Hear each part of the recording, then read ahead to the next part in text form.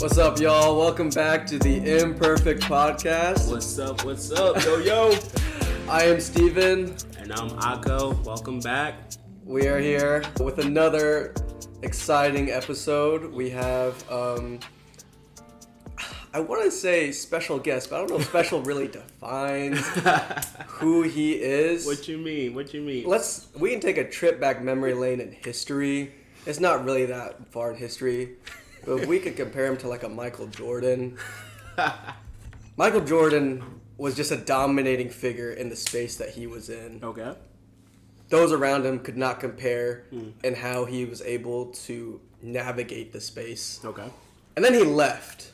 Oh yeah, he did. And everyone, the players, the fans were all very disappointed. And he did his own thing. Okay. And then he came back. Yeah, and everyone loved him.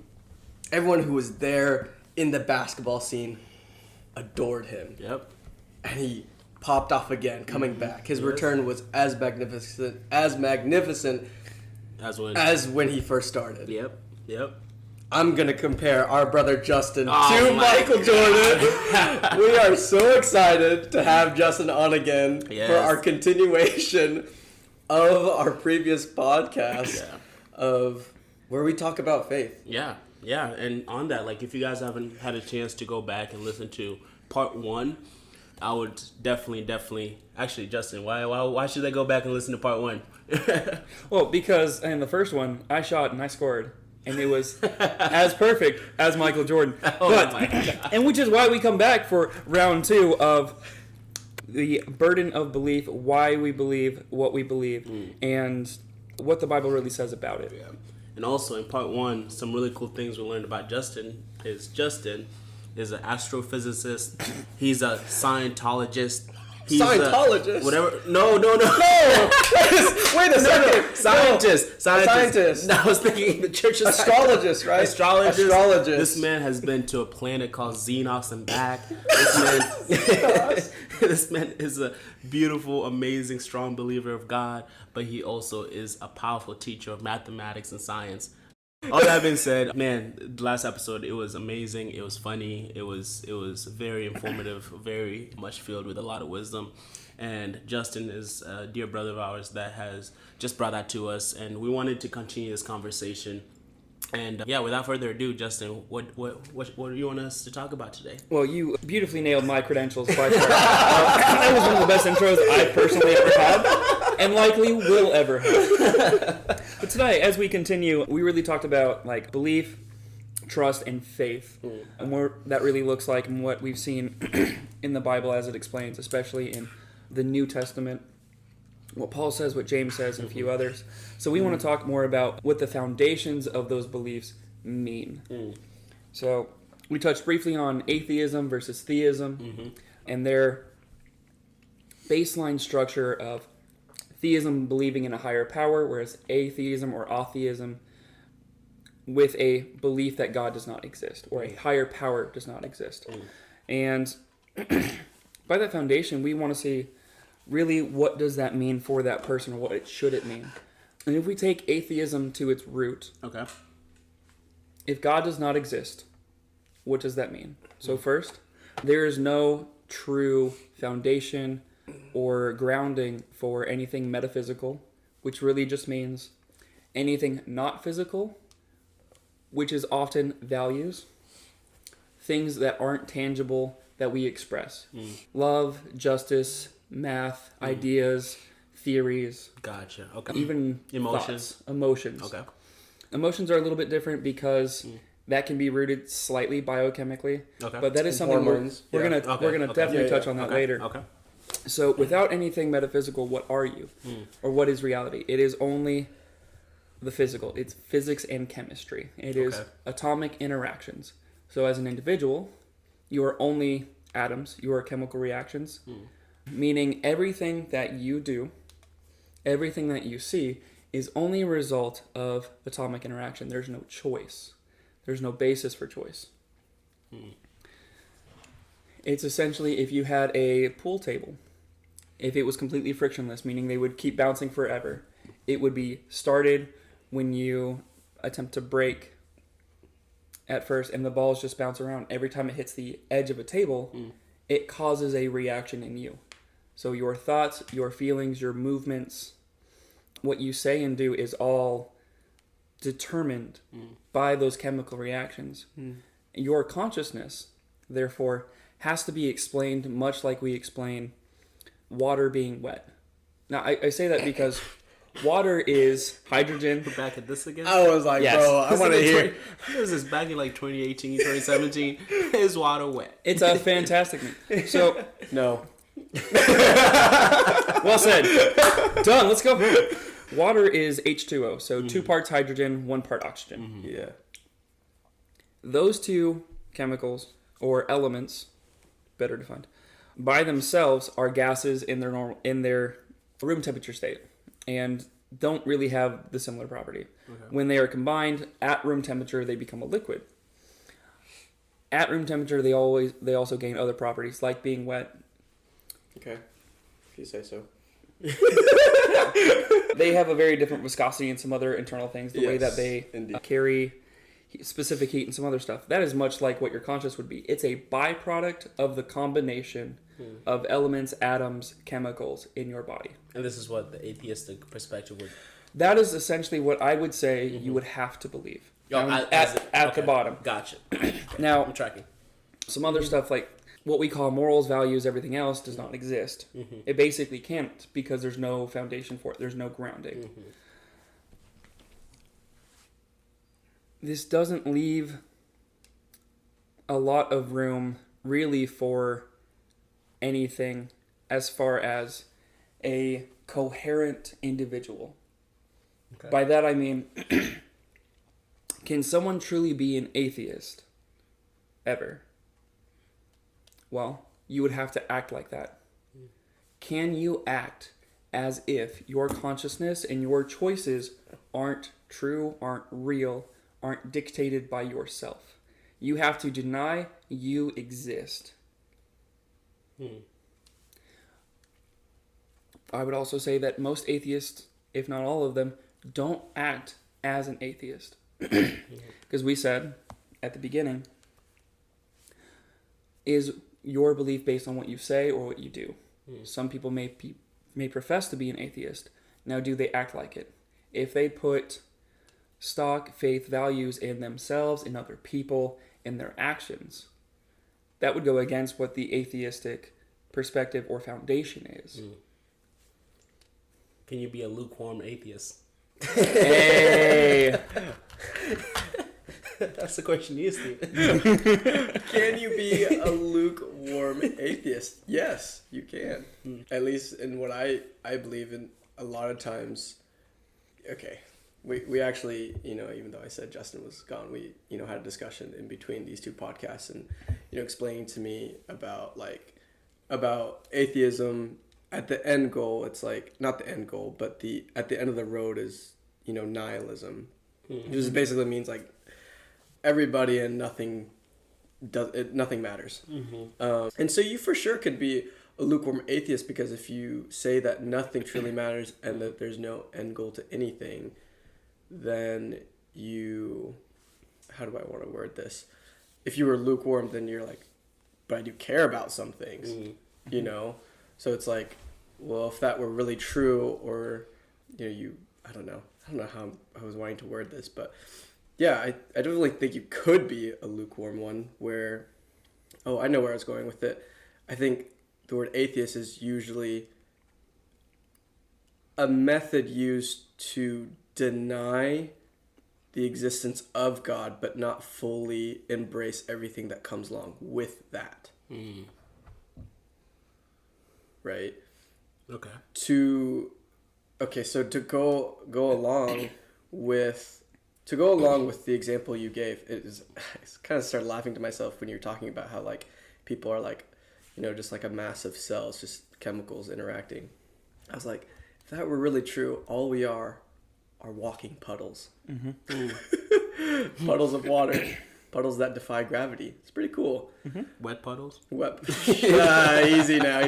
We're 70% water-ish. Bro, I've seen some people with some ashy skin, bro. They ain't no wet puddle. I'm not ashy. What are you trying to say? Hey, was talking about you. This time.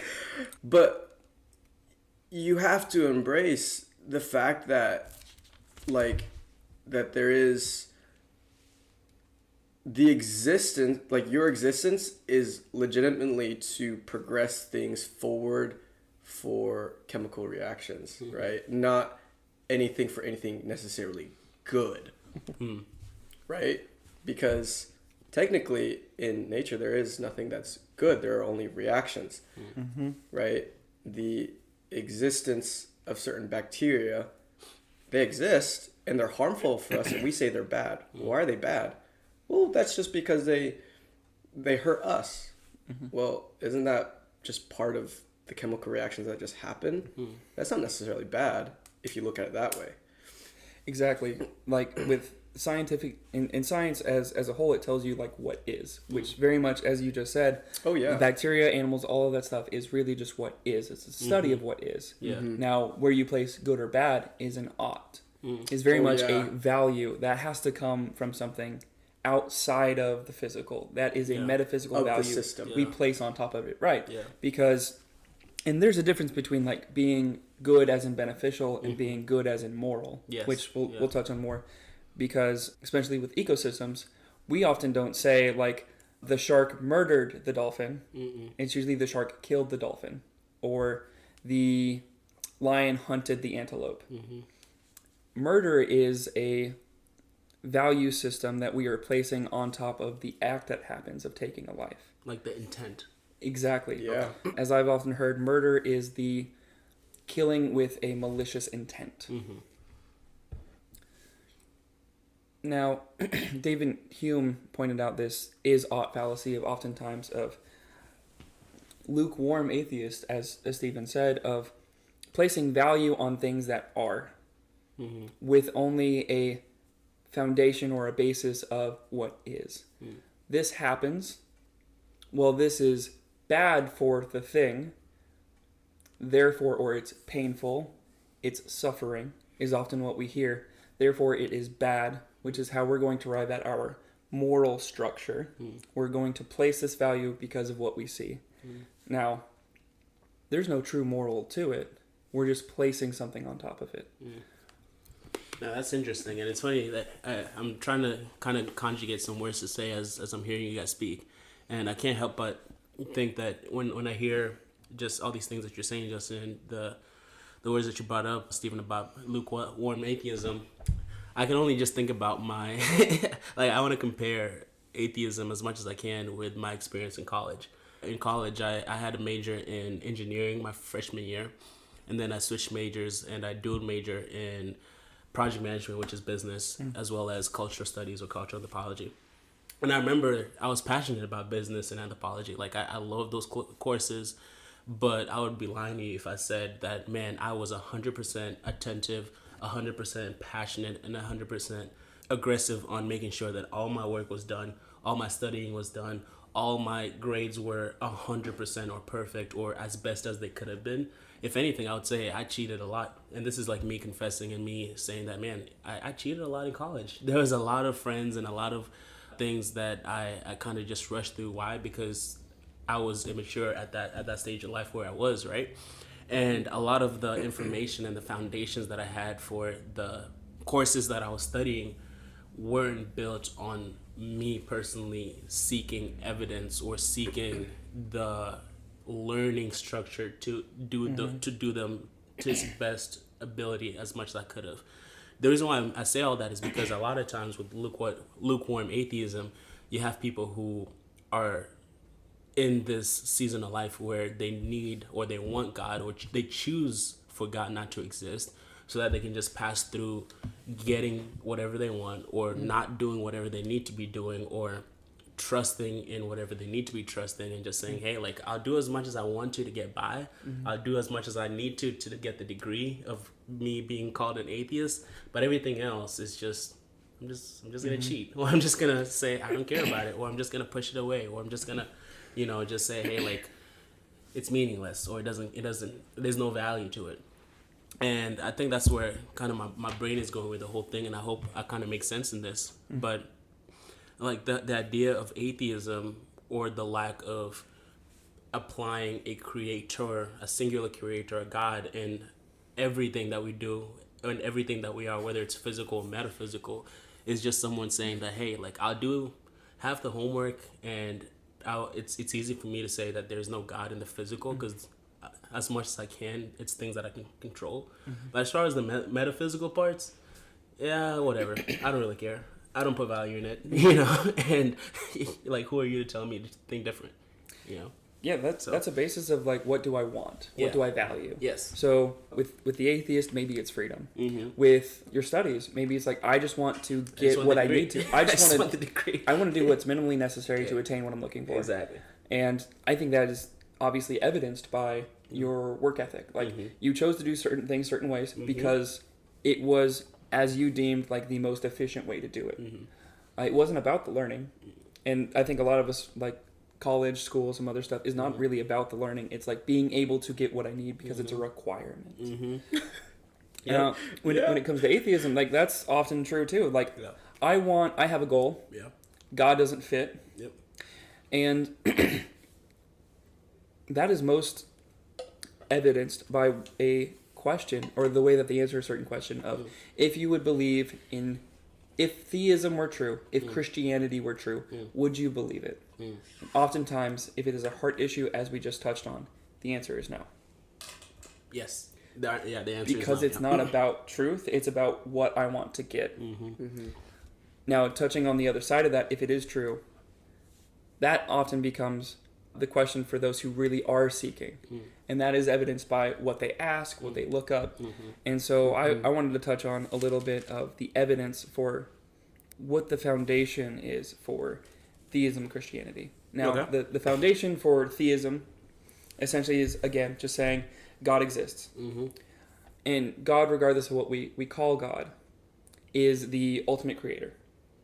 It is often defined as a necessary being, the uncaused first cause, because it is necessary in order to create the universe that we see. Yes. Since the universe had a beginning, it has to have a cause. That cause is best explained by theism. A creator. That's one of the biggest evidences that we have, and it is one of the largest scientific evidences that most people agree on. The universe had a beginning.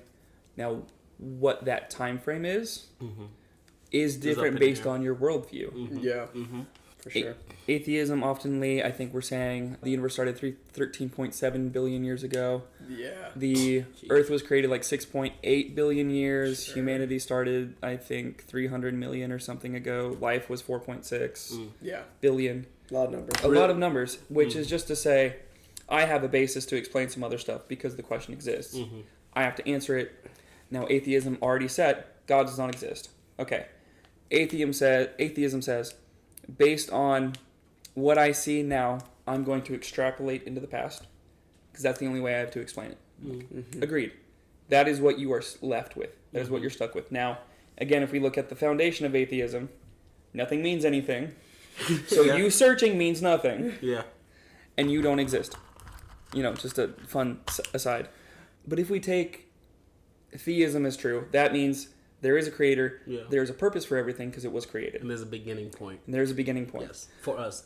Absolutely. Yes. And some other reasons or ways that we can know that God exists is actually what a few things that Stephen touched on earlier of we have a large study of biology. We know so much more than we used to.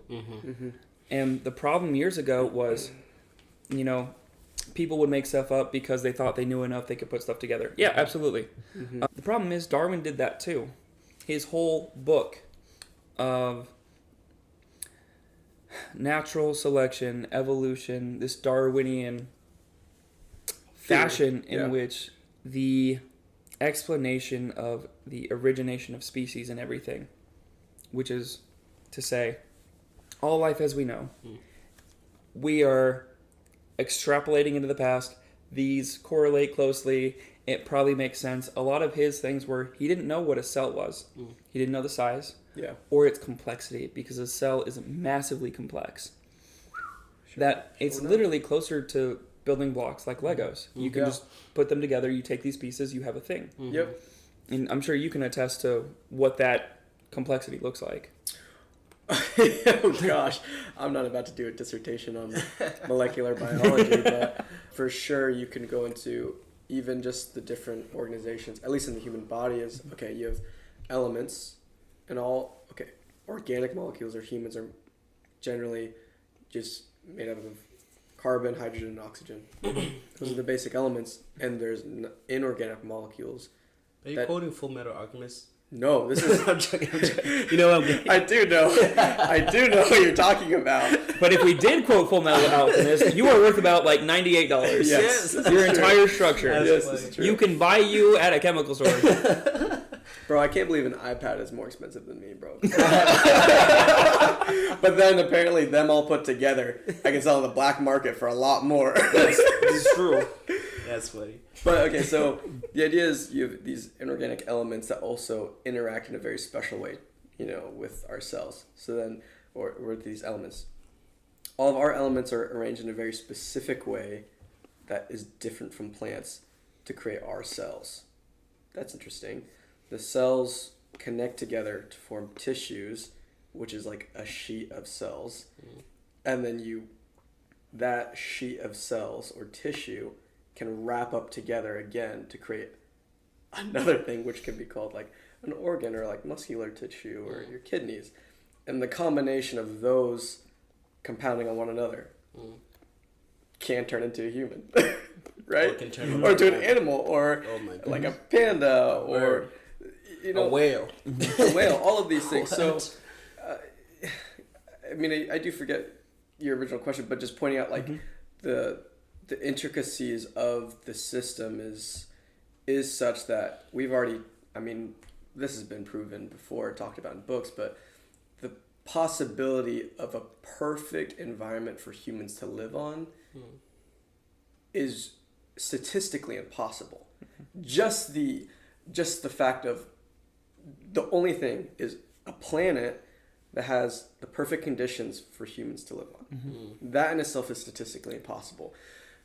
It's also statistically unlikely for the process by which humans can come from like a tadpole, statistically to change into that is also really insane. And we're the only evidence for self-realization, which is also amongst all the different animals is like pretty much statistically like not there, right? So yes, if that's what you're asking. Yeah, absolutely. I actually want to ask real quick, how close are you related to a monkey? Oh, this has been a statistic that has been passed around for years. Oh, yeah. But what do you believe or think it is? Isn't it like 99.5% or something like that? Okay. I'm just thinking from a purely social perspective. Bro, come on. I'm just saying, like, coming from experience, I'm already triggered. I'm already triggered. So I don't think I can give you an answer that's concrete. So don't read the full title of Origin of Species. That's another thing. Right. But the statistic that's often been put around for years is like 98% or 99%. Yes, very, very close. So same with bananas, by the way. Actually, same. Our DNA is actually very close to bananas. So it's insane. I'm going to touch on that Steven, real quick. you look like a banana. But I am yellow. Stop. I'm going to peel this back. People have told me I am a whitewashed Asian. And I'm like, stop. Dang, bro, come on now. Just got to get a little more. Maybe I am a banana.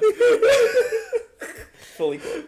Anyways. So, like, my point is, that's been passed around for years. Now, why? Often we accept that this is what the authorities say. Yeah. Guess what? Supposedly, and because I haven't done the DNA sequencing myself, of course, the chimp genome is 2.1% larger than the human genome. Okay, how are you going to be able to compare something that's larger? Especially by that much. Also, did you compare the entire thing? So we often take this a priori. We can trust the authorities to give us accurate information. If you're going to give us that relation, that is too difficult to say.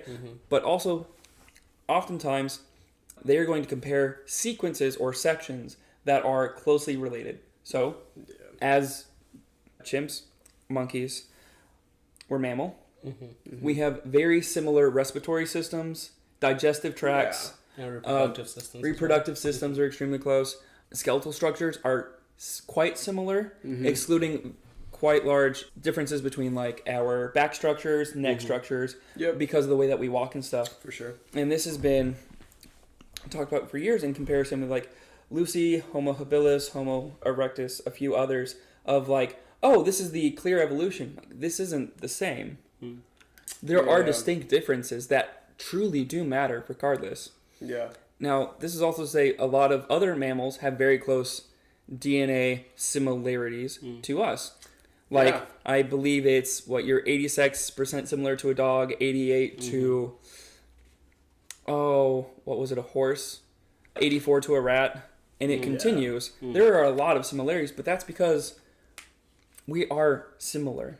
And we need to be. We have the same environment. We breathe the same air. We eat a lot of the same things. If you were not similar to a banana, you couldn't process it because your body wouldn't know how. It would be seeing chemicals, elements that are foreign that would completely pass through. Yeah. So, like this propagation of, evolution and some other parts are, trust us, we did what we think is for the best interest. This is why we're presenting it in this manner. And if you go to any natural history museum, there are arrows. Those arrows were not found in the ground when they dug up the fossils. Those were placed there by interpretation of people from the data they were taking of, hey, this looks close, let's put it together. We also have to keep in mind the motive behind what these people are producing or telling us. Their motive is, because there's no God, we have to find an answer, and this is the best answer. And obviously, since we're 99 or whatever the number you guys just said, percentage close to a chimpanzee, but we're also the same with a banana. Let's just neglect the banana for a second. Let's focus on the chimpanzee because it fits our narrative. It fits our narrative, and this is the narrative that we want to send out to the mass public, because this is the idea that we're trying to show everybody and let everybody know that it's true. Why? Because we're human beings, and at the basis of everything, we want to understand everything, even though we know we can't. We want to put a definition, or we want to put a distinction to why something happens, and that something has to be within our reach. And if it's not if it's not within our reach, then it's all like we have to hold our hands up and say, I cannot explain that, and that's very hard for a lot of human beings. They also tried to explain certain sections of our DNA as if like, oh, we have vestigials left over, so you have a tailbone. You call it a tailbone because you used to have a tail and your deep ancestors. Exactly. And so it's left over. Some other stuff as Akko goes to check. I'm actually kind of checking. I'm like, what? So it's called your coccyx. He knows better than I do. That's exactly what it's called. Yeah. But they assumed like certain sections were junk because it's left over from you evolving. It would just like pulled along with you. People who believed that God exists, that there is a purpose for everything, would look into those sections, and they found they have their functions that are necessary for the body to perform certain things. Now, this only happens because the way that our DNA is folded, the way our cells are put together, it is not just 3 dimensions, it's 4 dimensions. It depends on time. So certain sections are more important or activate later in time, or if you're sick specifically, or you have a certain type of injury. So it's all in there, but we only see certain parts. And obviously whatever's up front takes the most attention. Stephen touched on earlier, like the design, everything is statistically impossible. Oh, for sure. There's a few people who will say this, or are not afraid to say this. David Berlinski, most notably, that if you want to say it's impossible, I'm in your corner. If you want to say it's probably not going to happen, I'm with you too. It's essentially the same.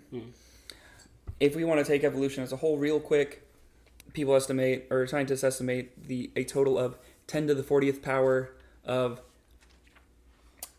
life or organisms that have ever existed. To get a protein, as in to naturally progress to another step in the evolutionary chain, and again, this is very surface level, is 10 to the 78th, if I'm not mistaken, which ends up being, if you do the math, a 1 in 10 trillion chance it will happen. Which is less likely than the chance that when you go to bed and you close the door, all of the oxygen in your room will float to a corner away from you and you will suffocate. Because the atmosphere is approximately 21% hydrogen, 79% nitrogen. Yeah. All the things. Which is a 1 in 5. Okay. It's essentially to say, like, there is design that we can clearly see that we may not be able to express or name or understand fully, but we can have faith. Yeah. So, that being said, and I want to give it to you, and this is like to both of you guys, and have you guys tackle this. Another area why theism comes into this topic with a lot of heat is you also bring up the aspect of morality. Like with atheism, like you have to beg the question of, okay, you're trying to find out where all this existed or where it all started, evolution. Mm-hmm. Where did evolution start with the beginning of life and all these things that are tangible, things that you can see. What about morality? What about the difference between good and evil, knowledge of love and all these different things? And I mean, as theists, all of us together, we have a very easy answer for that. But Stephen, I would love to kind of get your thoughts on where does morality fit into this conversation, and how would you kind of explain that to somebody who's like, I have an atheistic perspective, and like, how are you gonna persuade me that my morality is because of a God? Oh my goodness. Another hard hitting question. You always know how to do this. So the question is basically, if someone came to me and said, who are you to tell me my morality is wrong? Why are you so right? Is that basically like, who are you to say like yours is right and mine is wrong? Mm-hmm. If that were in that case, and this is not something and Justin, you touched on this a little bit, is there's a difference, and this is, I think, how I would go about it, but your result will be different depending on if it's a heart issue or an actual intellectual issue. Okay? This is really what I would want to tell the person. I say, okay, if you are doing everything within your power to do like whatever you want to achieve whatever you want, and you say that's okay, right? If someone comes along, let's say, and the example is like in the business world, you're doing whatever you want, and someone steals your work and claims it as their own. Truly, based on your morality, you cannot be upset, because for them, they believe it's within their power to do that. They believe it's their right, and there's nothing wrong with what they're doing. But internally, you feel some type of way of like, I just had my stuff stolen from me. Well, why? Their morality says it's okay to actually do that, right?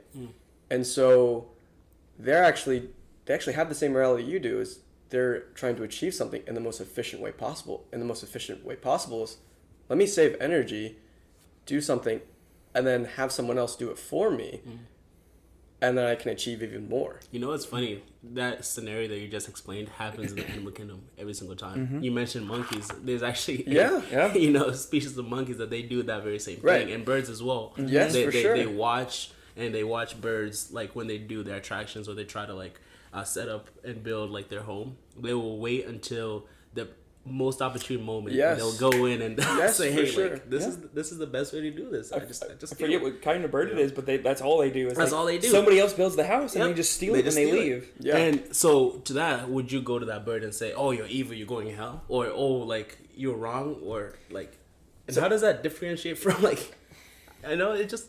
Go ahead. So I can't talk to birds, so I don't know what it would say. I know, right? However, Dr. Dolittle, I'd love if I had superpowers. That might be it. However, the thing becomes very much the question of what type of morality, or what's the basis? Really, what's the basis? Where, as a theist, I would say I have a objective standard I can reference to, because it is outside of myself.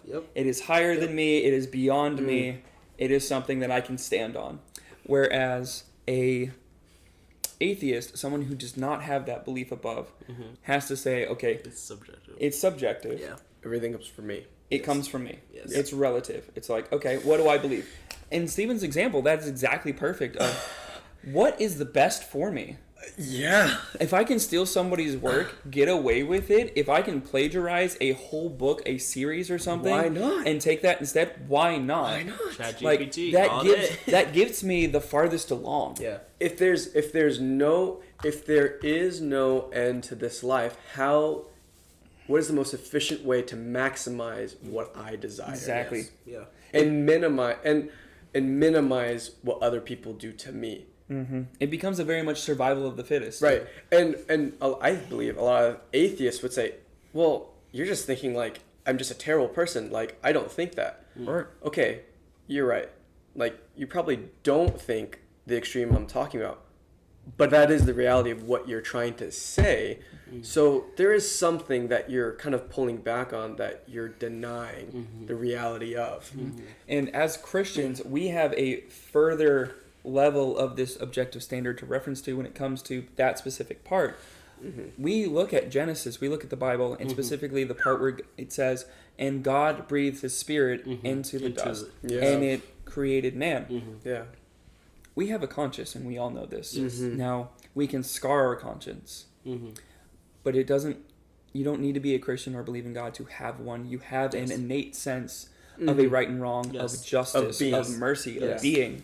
So, of love, yeah. So when you are wronged, you have this sense of like, that wasn't right, that shouldn't have happened. And it's not I don't believe it shouldn't have happened. You're going to have that opinion.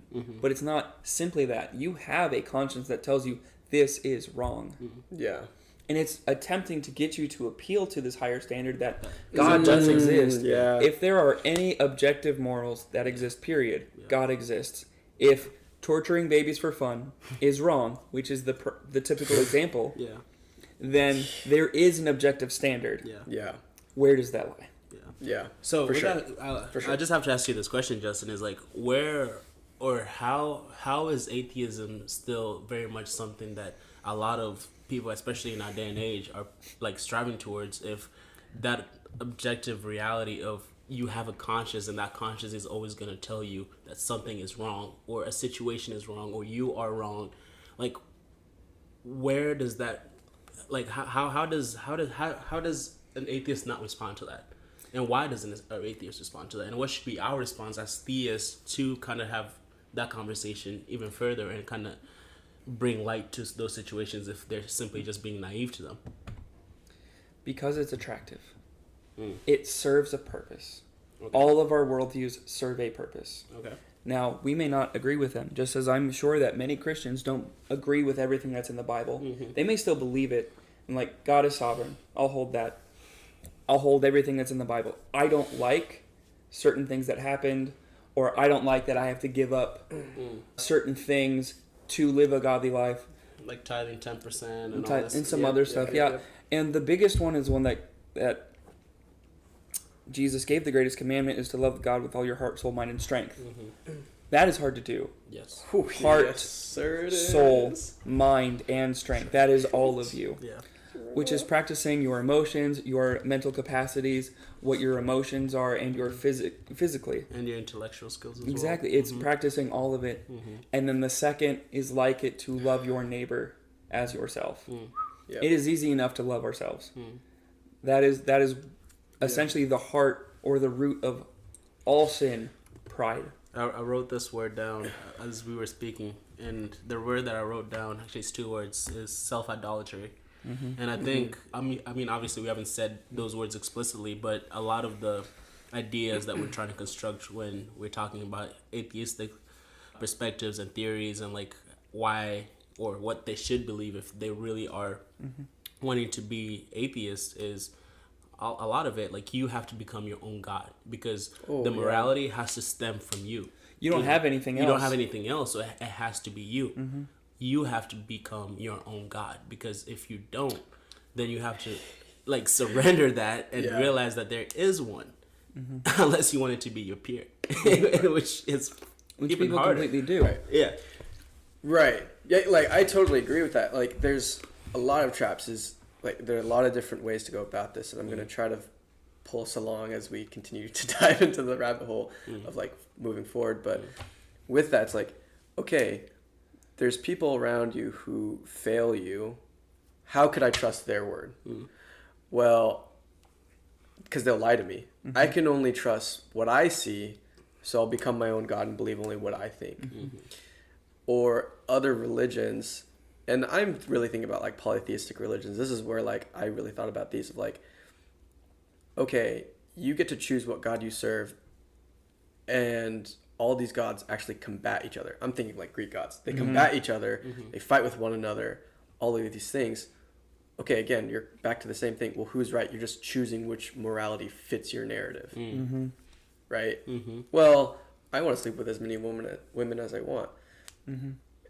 You know, well, not an atheist, not all atheists would say that, but you could make an argument like, well, there's nothing wrong with that, you know, as an atheist. Well, you could also say that for someone who follows Aphrodite, which we see biblically happens, right? So you have this.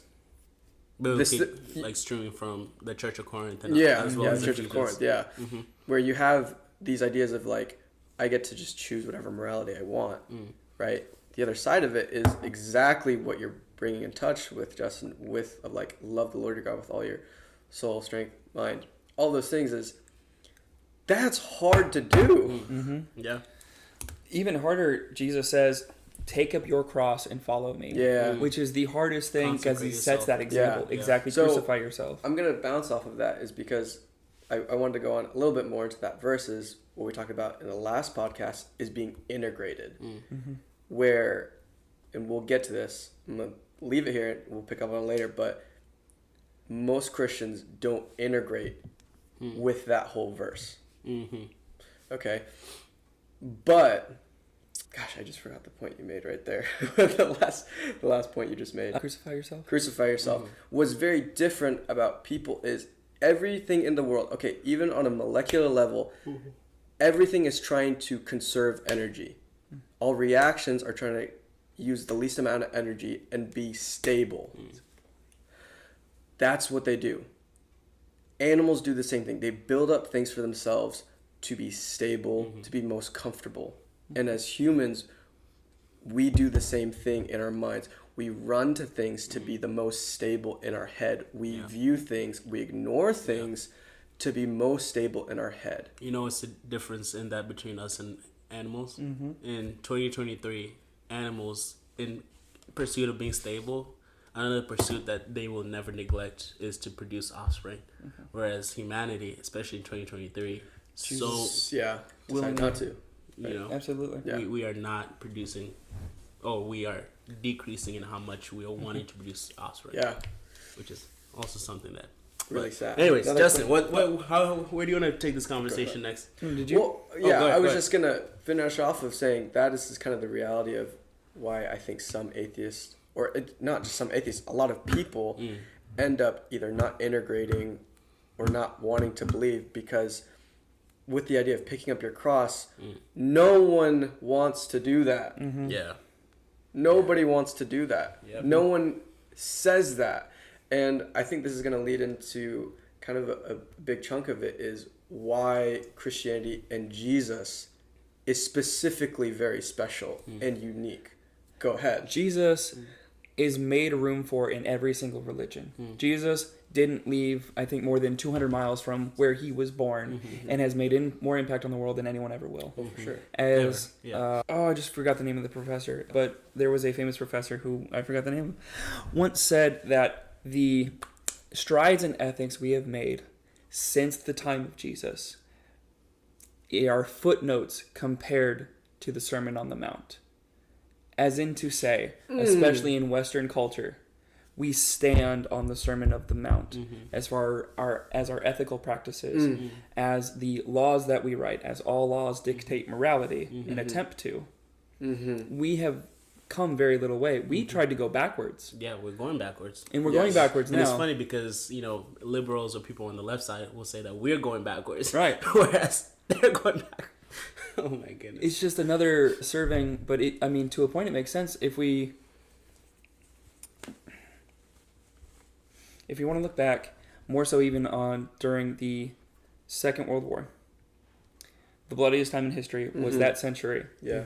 The Nuremberg trials came to a halt because the Nazi culture said, hey, we were doing what was right within our culture. Who are you to judge? It comes back to that subjective morality. Oh, yes. The Allied powers came back days later. Their lawyers said, there is a law above the law that you must abide by, such as we are judging you by, which is a theistic standard. Yes, it is. Yeah. Now, we've covered several reasons for like a theistic standard, why God exists. Now, I said every religion makes room for Jesus. To know who Jesus is, obviously you should study the religion to which he is centered, which is Christianity. Yeah. Which I would argue is the fulfillment of the Jewish culture or the Jewish religion, which even makes room for him. We can trust the New Testament Gospels because of their historical reliability. Yes. And the individual documents. Yes. Ignore the entirety of the Bible. It is 66 separate books. Take those four, Matthew, Mark, Luke, and John. Lee Strobel does a great case for this and the case for Christ, and several others do who really analyze what those look like. J. Warner Wallace explicitly studied those as a forensic... I'm forgetting the words. But basically what you're trying to say is like you would have to be uneducated to say that Jesus Christ wasn't a physical man that walked on this earth. There are, I believe, 3 scholars who say that Jesus did not exist. Everyone else believes Jesus existed, was physical, that died. I think the thing is like, I personally think you would have to be uneducated to fully believe that the man Jesus Christ was not a physical man that walked on this earth. And Bart Ehrman, who is like the most antagonistic towards Christianity as far as like historical scholarly education, agrees Jesus lived, died. He doesn't, of course, agree that he rose and some other stuff. Yes, but he has to. Yes. Now, everyone makes room for Jesus. Everyone can essentially say these documents are real. There are quite a few examples of historical documents of antiquity outside that confirm Jesus lived, died, and there were reports that people were saying he rose again. They may not have said he rose again, as in he was physically and bodily resurrected, because A, that would be a claim of belief, B, they didn't see it, most likely. This would be like Tacitus, Josephus, and a few others. Yep. But the biggest issue is another willful ignorance, another lukewarm belief of just because the Bible's a thing, I don't have a reason to believe that it's really true. Why should I trust it? Because it's a book written by people long ago. A, it's a book written by people. B, why it was so long ago. There could have been errors. It's changed over time without actually looking because they don't want to. They don't want to. Yeah. It's like me back in college. I Exactly. want to do the work. I just want to have my opinion. But if you did, you would say these 4 documents. Matthew, Mark, Luke, and John. Yes. Yeah, are the most historically accurate by our standards as far as historicity. Yeah. There is a reason why Jesus is still relevant today and has been, why the Bible is the most sold copies, and why there are theories, for example, that King Arthur was actually a woman. Because there were 400 years before someone wrote about it. There were several hundred years after Alexander the Great. There were several other figures we believe in history existed, did these things, completely believe it, where the documentation is pennies by comparison to the thousands of examples we have. Oh, yeah. That these are real. For sure. Yeah. Which is why I say we have a lot of reason to believe in theism. We have just as much reason to believe that Jesus said who he said he was, and that Christianity is true. So you mentioned something about Jesus that I kind of want to touch a little bit on, and I think you sent both of us some references on it, and that's obviously like looking at the first 4 Gospels of the New Testament, like it talks about the historicity of Jesus, the fact that Jesus was definitely a man and he was also definitely God.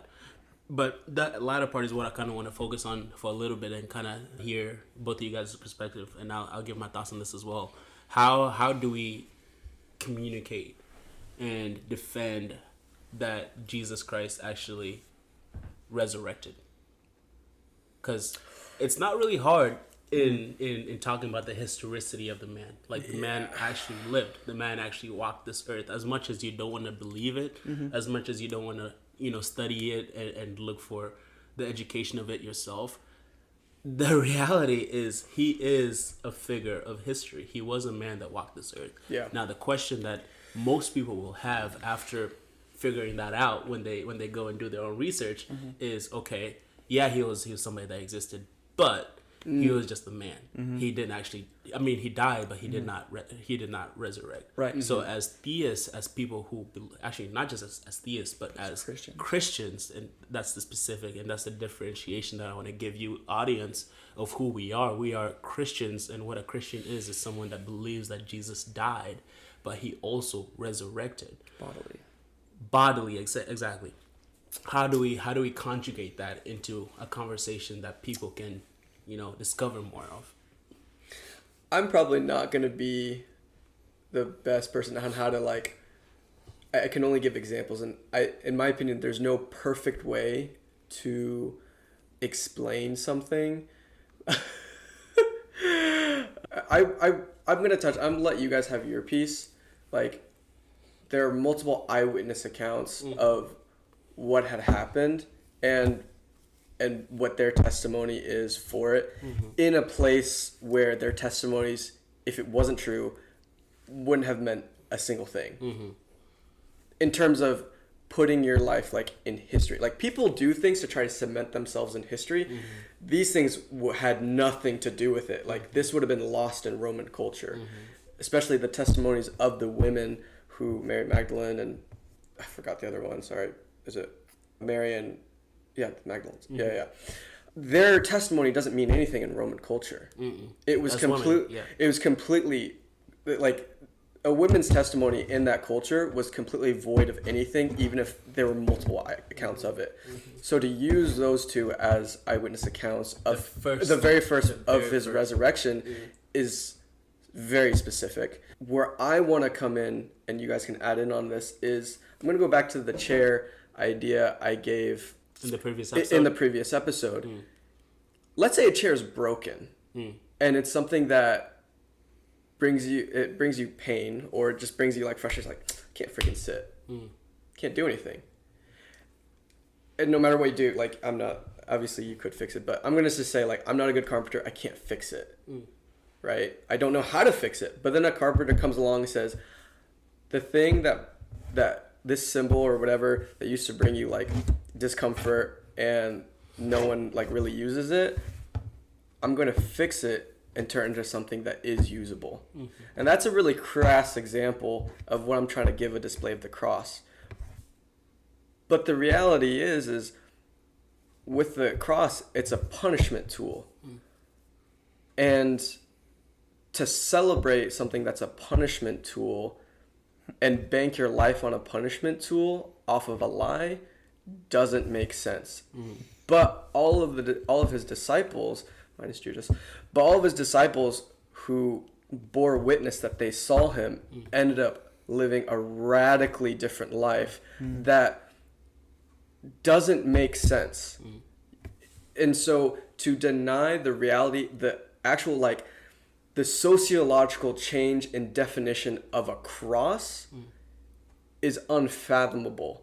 You would have to say there's a string of a series of people, and even an individual who never even saw Jesus resurrected, Paul, but all of his disciples who said they all simultaneously went insane and clinically insane, but lucid enough to build up people. That's an insane claim, to say that they all went insane simultaneously. But really, that's what you're doing. Yeah. Because the cross is the cross is such a heinous thing, and to turn it into a symbol of hope based on a lie, not many people are going to be down with that.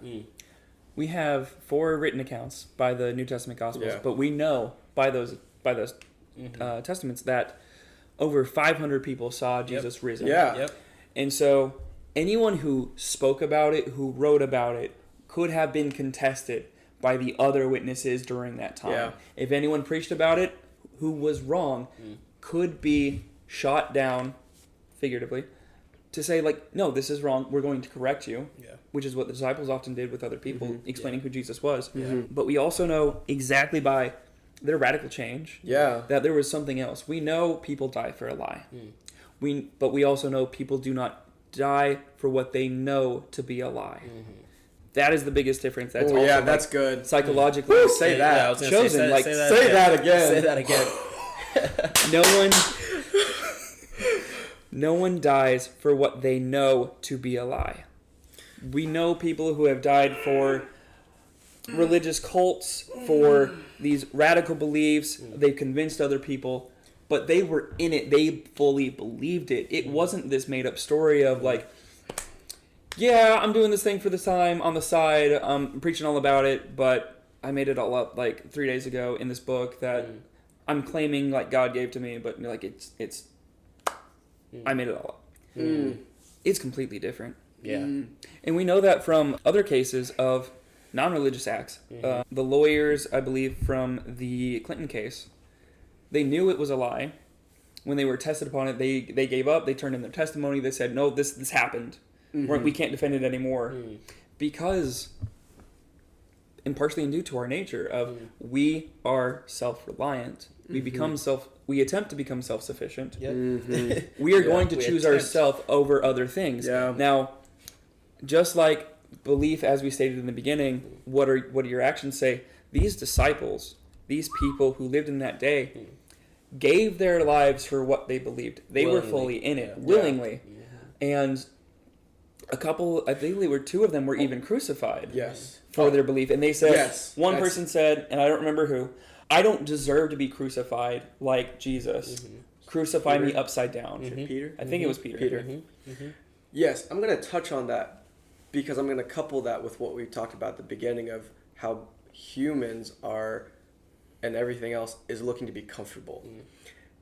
They died not an easy life, but died willingly into a path of suffering, which is totally opposite of anything that is unprecedented, right? And not for their own glory, but for someone else. Someone will do something for themselves, and they would love to be called a hero or a great man or a great woman or a sacrificial woman for their people. But everyone who died said, that's not why I'm doing it. We have this even in the testimonies of the Gospels, where they leave embarrassing details in there. They are not going to make up something like, hey, wouldn't it be cool if, like, Jesus turned around and called you Satan? Like, oh my, that's like the biggest slap. They're going to love it. Let's put that in there. We're going to convince them that way. Like, no. This is definitely like people who wrote the story as it happened. But to your earlier question of like how you would convince someone or how you would explain it, I think I'm going to steal one from John Lennox, who often says, how do I know something supernatural happened? It's not because I don't understand the natural. If I'm in my I go to a hotel room, I put $100 in a drawer, I leave it, and I leave for some time. I come back, it's still there. Okay, great. The next morning, I'm going to put $200 or an additional $100, $200 total. I'm going to leave for the day. I'm going to come back that night. I check it before I go to sleep. There are now $50. Do I believe the laws of arithmetic are broken? No. Or that the state of California is broken? I believe the second. Because I know the laws of arithmetic. I saw it physically. B, I know what 1 + 2 is. There is less than what was there. There's a different type of explanation. I'm going to see the second one. We often will say, what's a good explanation for something? Okay, why is there a pot of water boiling? Well, you can say by the laws of thermodynamics, heat transfer, conduction, and chemistry. The water's boiling. No, I want a cup of coffee. That's a completely different explanation. There is the, from earlier, is ought. There is the is as in what are the physical, the science properties that we see that are happening. There's also a metaphysical or an ought of I want something. I exist. There is a purpose to it. When we see the resurrection of Jesus, we know he should have died. There is a reason Thomas is called the doubting Thomas. He didn't believe it because he knew this shouldn't have happened, but it did. And it was just an additional sign. And one of the biggest ones that, which of course everything is based on. Yeah. Man, bravo guys. That was good. No, that was good. And I echo everything that you guys said, and I believe in 100%, as much as you guys do. And just a couple other things that I was thinking, and I'm looking here that we could even add is the fact that the tomb is empty. The tomb is empty. Yes. And that's not contested. And that's not contested. No. It's not contested. And you know that the Jews weren't going to pay people off to pretend that that somebody else stole it. How could they? They had no money. They had no money. There's How also big was the stone like that covered the tomb as well? I think it was 1.5 to 2 tons is what it's estimated. Bro. So the women. Yo, Mary moved it. To put it in. Hey, wait, that's why the Catholics love her so much. Hey, I'm sorry, that's mean. She is built. She is built different. Yeah. But it's also, as was explained to me recently, that oftentimes for these tombs, what they would do is they would dig a trench in front of it for the stone to roll down. And then at the bottom be secured, as in it would not keep rolling. Yeah. It would be essentially a ditch. It would be stuck in and locked into place. Also, as a Roman guard, if I remember this correctly, audience, please correct me if I'm wrong, guards would be executed if a body left, ever. Yep. If they fell asleep, they would be executed. Yep. They had every reason to make sure nothing happened. And obviously, that's not the case. Yeah, I mean that's all the evidence that I need, and it reminds me of just the claims that even Jesus himself, as a man, said before he died. He said, I'm not gonna be here forever. I'm gonna die, and I'm gonna be lifted up after I die. The Son of Man is gonna live, and he's gonna be crucified. I mean, you look at the other accounts, not even in the New Testament. You look at Isaiah, you look at Ezekiel, you look at all these prophecies that are speaking towards Jesus coming as a individual, as a human being, and dying and then resurrecting. Because if it's funny, it reminds me of a conversation that I had with my pastor. Shout out to Pastor Zach if you're listening to this.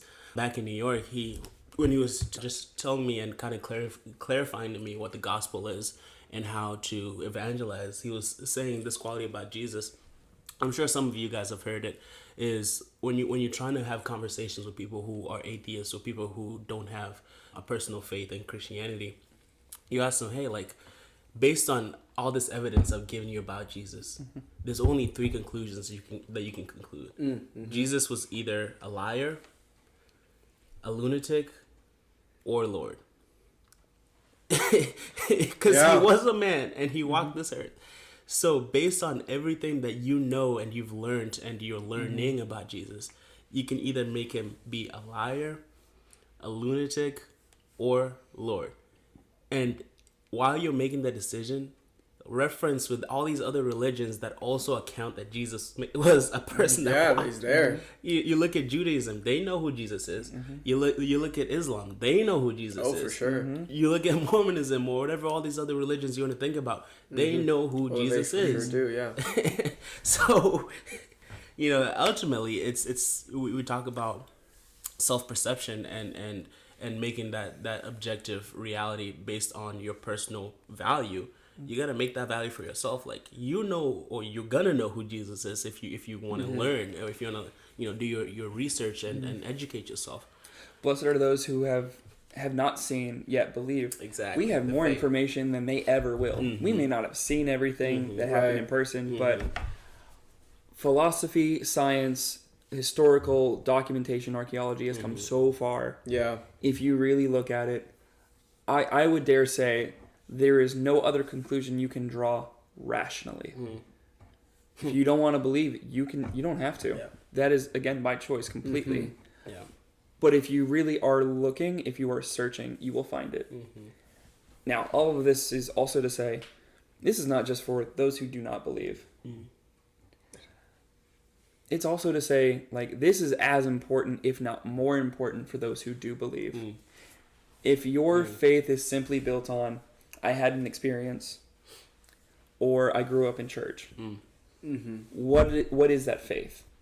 And what is the evidence to that faith? Are you loving the Lord with your mind, with your soul, heart, and strength? And maybe you are, maybe you're not there yet, maybe you're still learning, of course. Everyone has a journey that they have to take. Yeah. No, that brings up a great topic of conversation as we're kind of communicating about this, because I know, and I honestly was that myself, in that growing up, I never had a personal faith. I always took the faith of my parents. Oh, you know? yeah. Like, I grew up in a traditional religious home, and like, they were religious, so I guess I believed in God. I guess I am you too. know, Yeah, I guess I am too. For sure. Yeah. You know, you look at Catholicism, a lot of my friends and even as part family are Catholics, and their Catholicism is based on their parents. Yeah. You know, and their parents and their parents. Yeah. So, no, you bring up a very good point. And actually, on that note, it reminded me of the commercial from Jesus is Just Like Us. I forget what the series is. Yeah. It came on for during the Super Bowl. It did. There was one specifically where it says, like the Jesus commercials. Jesus didn't call for us to be adults. He called for us to believe like children. Yes. What does that mean? Because you can either take this. Here we go. You can take this as one of two ways. I think we have an episode about this. Spiritual maturity. Check that out. Yeah. But after this, don't pause. Yeah. You can take this as blind faith, like children who just believe in their parents, or you can take this as I would say, of unwavering or undoubting faith.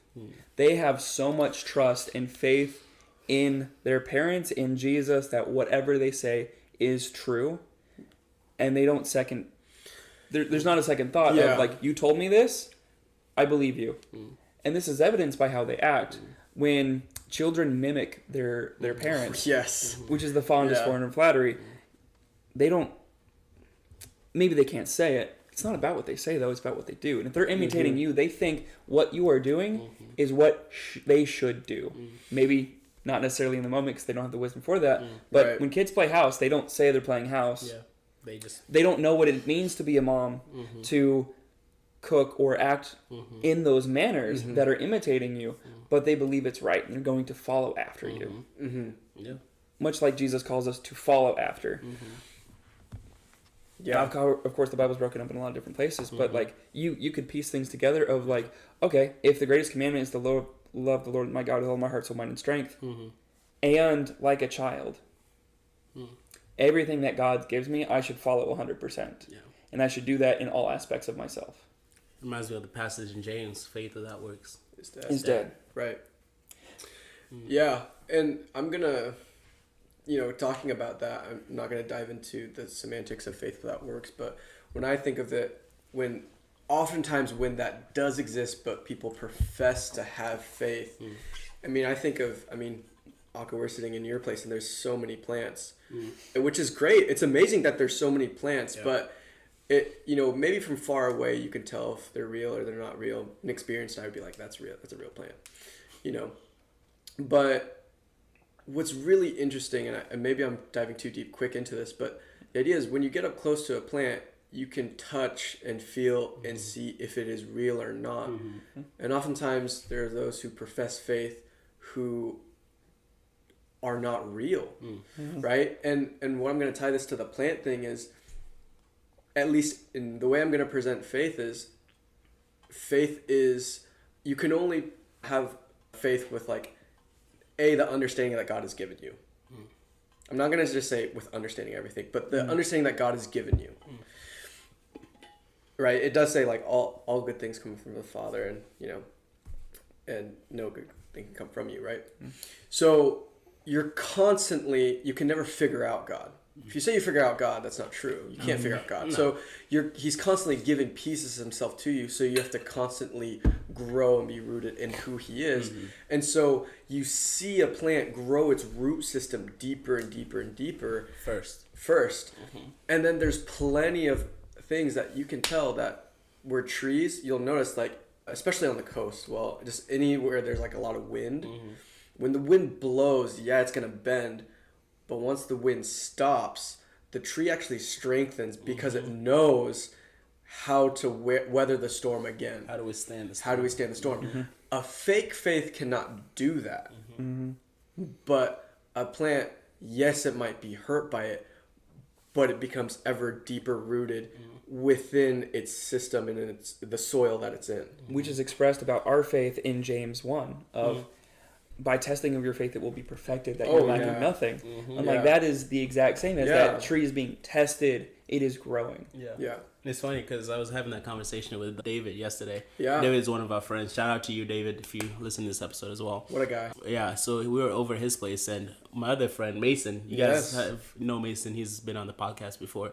He has this plant, and I don't know the name of the plant, but it's one of those plants where during the day when there's sunlight, it opens up its leaves. And then when the sun goes away, it closes up its leaves. And his mom gave him this plant probably almost a year ago, and this plant has like 4 little like stems. It's sad, and it's so sad, bro. It's one of the most pathetic things Mason, I've seen all week. I love you, Mason, but you are a terrible plant owner. I'm so sorry, bro. Like I feel so sad for that plant. This is just the testing of your faith. But anyways, we were over at his place yesterday, and I was like, Mason, you need to take your plant outside because it's springtime here in Missouri. And, you know, the sun is shining and it's beautiful outside. It's like low to mid 80s. And then there's like occasional rain every other day or like every 3-4 days. And David was asking, hey, like when you're putting this plant outside, isn't the sun just going to scorch it and it's going to die? And I was like, yeah, that's a possibility that could happen.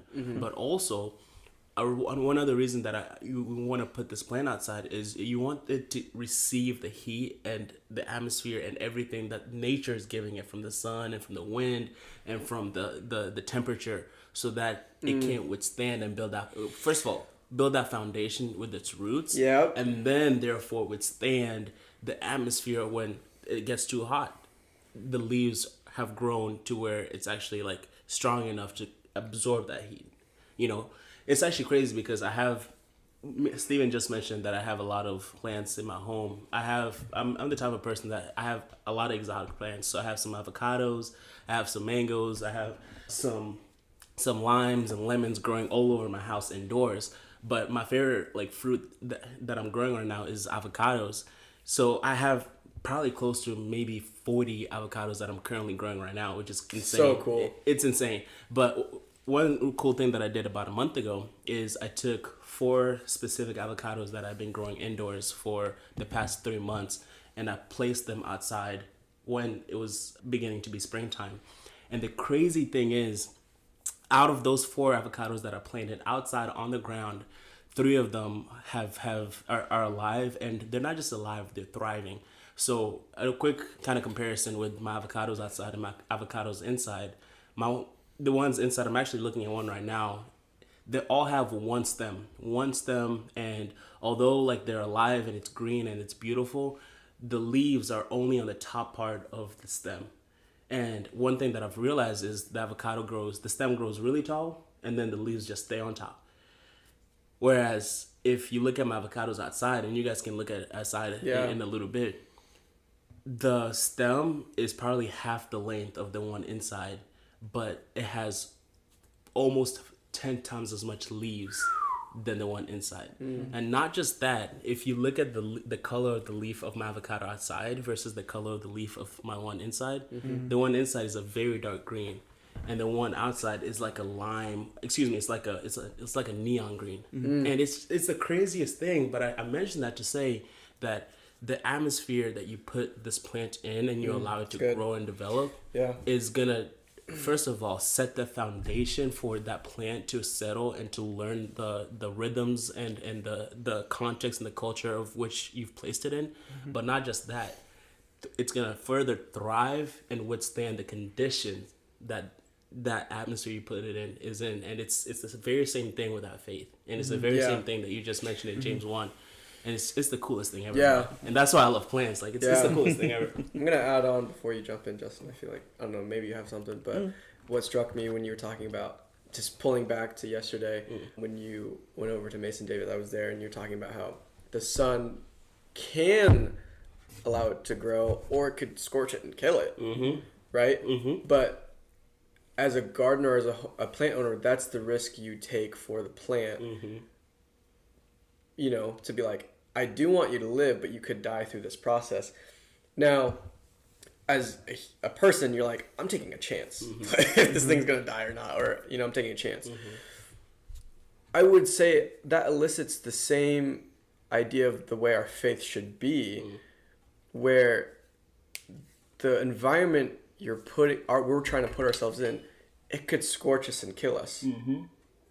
And typically, like, if the plant could talk, that's what happened to the disciples. Yeah, how many of them died? But hear me out. Hear me out. Is he says, yes, like you could die, like you could fade into nothingness, which is so true. But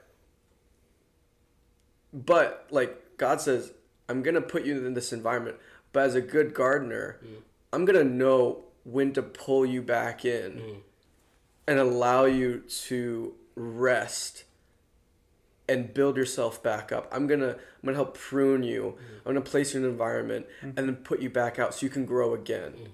And I need you to trust me with this area of uncomfortability. Right? And that's a very dynamic place, a dynamic process as a plant owner that you would do. Yeah. Right? And where I think that does align with faith, that also comes to the idea, which I don't know if we need to get into it right now, of the disillusionment of like American Christianity. I would say that's exactly the fast food Christianity. The fast food Christianity. We did talk about that. We did. But that's funny. But I think that's why I'm not upset when people, because as I do think like people who don't believe Christianity are wrong. I don't think they're wrong in their assessment of what they are seeing sometimes. Of the reality of if we desire as Christians for our faith to be rooted and continuously growing and holding onto the soil, why is it so easy to rip someone up? Why is it feels fake, right? Why is it I can't eat from this plant even though it says it's a mango and I'm not getting mangoes? That's weird. That exactly reminds me of the parable of someone who builds their house either on the sand by the beach or on the rock. You know where that's from? Sermon on the Mount. Yeah. So fancy that. To which all our ethics are truly built on the sermon. We build our faith on a foundation. Yeah. Now, what does that look like? Yeah, if it's a fast food type Christianity, if it's like I have the bare minimum that I want to live by or that I care about, it's going to be or the convenience. Oh yeah, it's going to be sandy. You'll have a foundation. It will sit, but the first time it's tested, or maybe the second time it's tested, it may take later. But the sand underneath you, your foundation, will be washed away because you do not have a foundation that's truly rooted in who God is and why God exists, why He is true, why Jesus is true, and why He says He is truth. There are rocks that will not shake. If you build on that, neither will you. Now, as far as how to build that faith, what that foundation looks like, is the same reason that I believe Jesus said in the Great Commission of make disciples. Disciples or making disciples are helping people build their house on a firm foundation, helping them understand what that foundation is. If you just want to go to church and have someone else's faith, we follow Apollos, we follow this other person, that's not a true foundation. No, it's not. And in the end, they say, no, don't believe in me. Just as I say, with my morality, with my understanding of reality, with all these other things, don't believe me. Believe the one who has essentially given me this opportunity to learn about it. Go to the source. Yeah. I will help you on that journey to get you to that type of foundation. That's good. In the beginning was the Word, And the Word was with God. and the Word was God. Go to the source. Mm-hmm. Dang. This is good.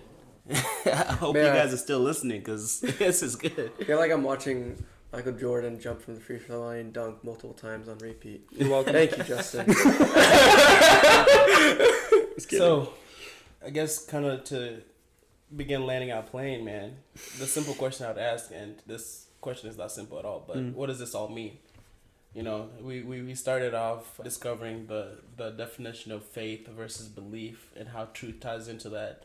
And we kind of, took some different tangents, rightfully so, and kind of discovering why all that makes sense and why it should make sense, or what makes sense about it, and how, theism versus atheism brings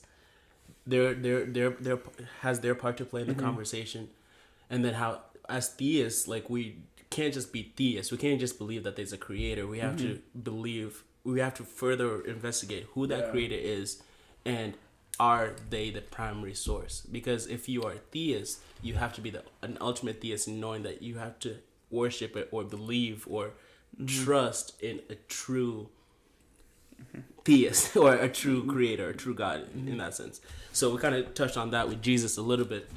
So at the end of the day, man, like, what does this all mean? Or what does this all mean for us specifically in this conversation as we're talking to our audience? What's something that we're trying to portray to them in this two-part series that we've been having this conversation?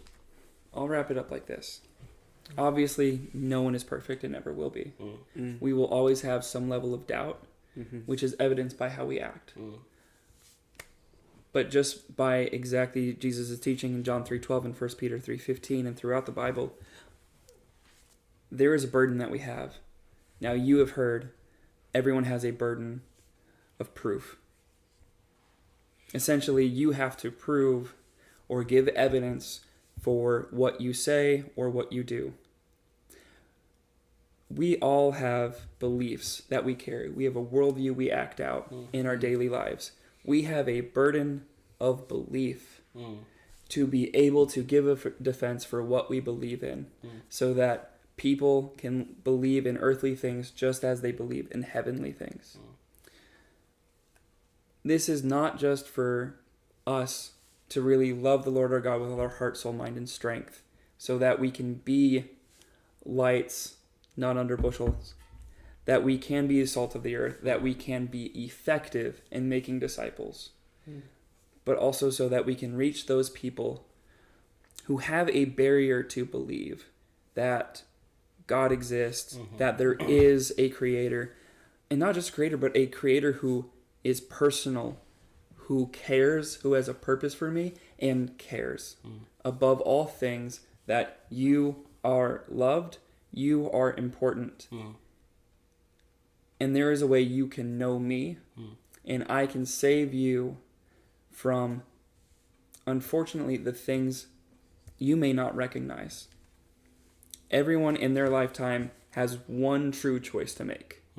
Live with God or live separate. And God will not force you into heaven because he loves and cares about you, not because he's tolerant of the things that you choose to do while here on this earth. He will leave you to your own devices because he loves you. He will put things in your path to draw you to him, but ultimately the choice is yours. Accept Jesus as Lord and Savior, live with God. Reject him.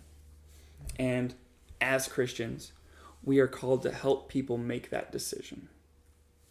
I love that. Steven, what you got? Justin, I just want to thank you so much for just your wisdom and just, the time that you've put into knowing God and diving into the complexities that most people never want to do. I see you almost talk every week with your guys at church, just, talking about these things and scavenging for truth in a world that ends up overloading us with information and disinformation. And you've committed yourself to searching for truth and explaining in a way that is foundational and something that people can build upon.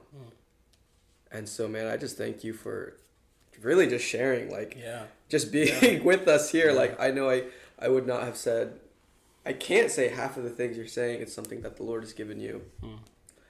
So thank you. Yeah. Thank you so much. A few thousand hours of podcasts. Also really well. Shout out to YouTube. Yeah. If I can leave with something else, I actually just wanted to recommend a few other people's, places, things that you can check out. If you check YouTube, there's several channels. Actually, one from our church, Ed Curto, has a YouTube channel, Faith, Substance, and Evidence, that we meet every Sunday at third service. But as far as like people who you can really listen to and get a better idea, Capturing Christianity, a lot of going over theological or philosophical discussions of like what it means to know God. Frank Turek, William Lane Craig, excellent philosopher as well. John Lennox, one of my personal favorites. And if you honestly just search for apologetics, there is a number of people that you can find. And a last resource I will leave is an app or a few. So Cold Case Christianity, Genesis Apologetics for if you're interested in Genesis, of course. Got Questions, and a personal favorite is Theotab, Theotab. It's just essentially a compendium of knowledge of things that you can check about God's attributes, Jesus, the Bible, that just gives you a basis to start. Maybe you're searching to apologetics. Okay, you talked about, or we all talked about, design. We talked about the beginning of the universe, what biology is like, this moral argument for knowing God. And there are many others which can help build your faith in believing. Even if I doubt God in this moment because I don't feel a certain way, I can rest on A, his promises that he's left me, but B, also this knowledge of like God does exist. Yes. There is a purpose and plan. Yes, and there's evidence in the reality, physical and metaphysical, that you can always lean back on. Exactly. Man, I just want to echo everything that Steven said, Justin. Thank you for just being humble and just taking the time out of your long day and your busy hours to just come spend, in my living room and just talk and eat some popcorn in the secret while we're talking. And, just share with us your thoughts and everything that you've learned in the past couple of years. And just know that we appreciate you. And I hope that the audience enjoyed you as much as we did. Honestly, I don't care if the audience I enjoyed you. We have enjoyed you so much. We will definitely have you back on very, very soon. So looking forward to it. All right. Steven, with that, this has been the Imperfect Podcast. Thank you for listening. We'll see you guys soon. Peace.